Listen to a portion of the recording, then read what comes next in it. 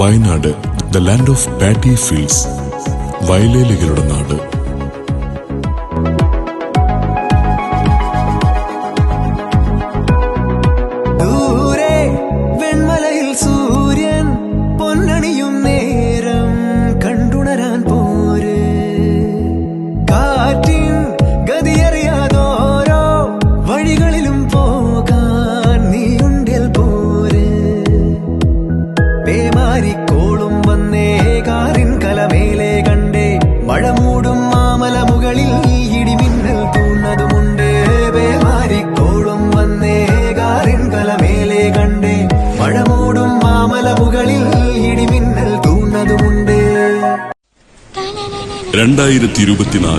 July 30 അന്ന് ഞങ്ങളുടെ നാട്ടിലൊരു മഴ പെയ്തു. മഴയല്ലേ, എല്ലാവർക്കും ഇഷ്ടമല്ലേ?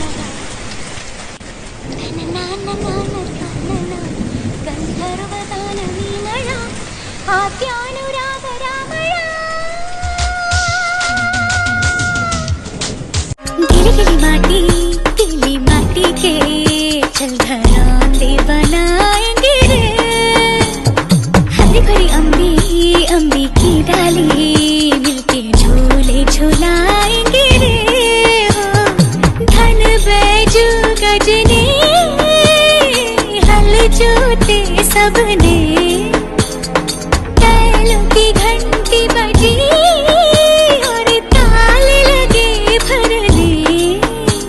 रे तैर के चली मैं तो पार चली, रे तैर के चली मैं तो पार चली, पार वाले पर लेके नार चली। रे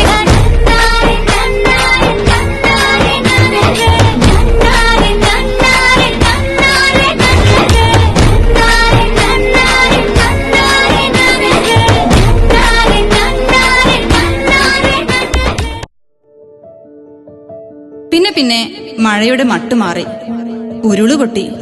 പക്ഷേ ഞങ്ങൾ അതറിഞ്ഞില്ല. ഞങ്ങളെല്ലാവരും പ്രാർത്ഥിച്ചു കിടന്നു. പക്ഷേ മഴയ്ക്ക് വിടാൻ ഭാവമില്ലായിരുന്നു. പെട്ടെന്ന് നോക്കുമ്പോൾ കല്ലും മണ്ണും ചെളിയും.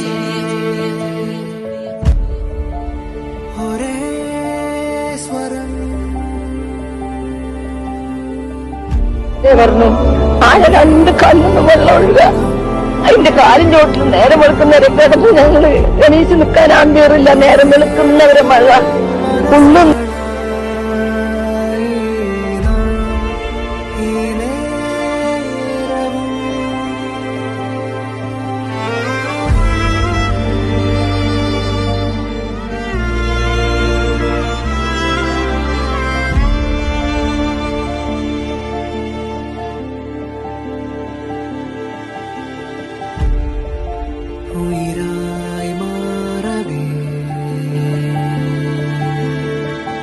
എല്ലാ പ്രതീക്ഷയും അവസാനിച്ചപ്പോൾ ഞങ്ങൾ മരണത്തെ കാത്തിരുന്നു.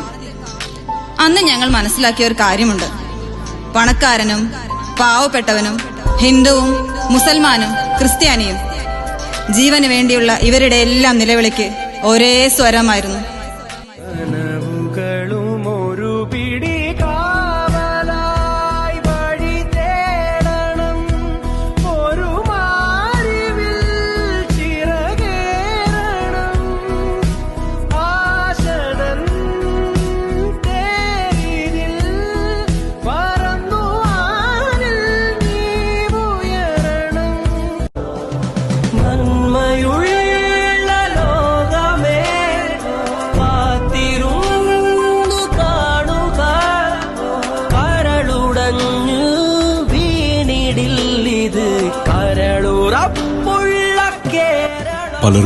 ഞങ്ങളിൽ പലർക്കും പലതും നഷ്ടപ്പെട്ടു.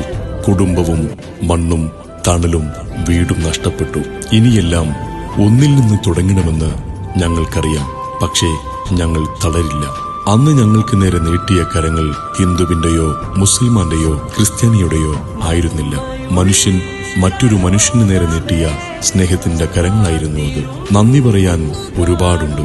ജീവന് വേണ്ടി അപേക്ഷിച്ചപ്പോൾ കൈവിടാതിരുന്ന ഓരോ മനുഷ്യർക്കും, ഇന്ത്യൻ ആർമിക്ക്, മീഡിയക്ക്, ഭരണാധികാരികൾക്ക്, വയനാടിന് വേണ്ടി പണമയച്ച ഓരോ മനുഷ്യർക്കും, സ്വന്തം കുഞ്ഞിനെ പോലെ വയനാടിന്റെ മക്കളെയും പാലൂട്ടുമെന്ന് പറഞ്ഞ കേരളത്തിന്റെ അമ്മ മനസ്സിന്. കയ്യും മെയ്യും നോക്കാതെ വയനാടിനു വേണ്ടി നിന്ന ഓരോ മനുഷ്യർക്കും, പിന്നെ ഒറ്റക്കെട്ടായി നിന്ന് ഈ ദുരന്തത്തെ നേരിട്ട കേരളത്തിലെ 3.5 കോടി ജനങ്ങൾക്ക് നന്ദിയുണ്ട്. നമ്മൾ അതിജീവിക്കും ഒറ്റക്കെട്ടായി. കാരണം ഇത് കേരളമാണ്, ദൈവത്തിന്റെ സ്വന്തം നാട്. തോൽക്കാൻ നമുക്ക് മനസ്സില്ല.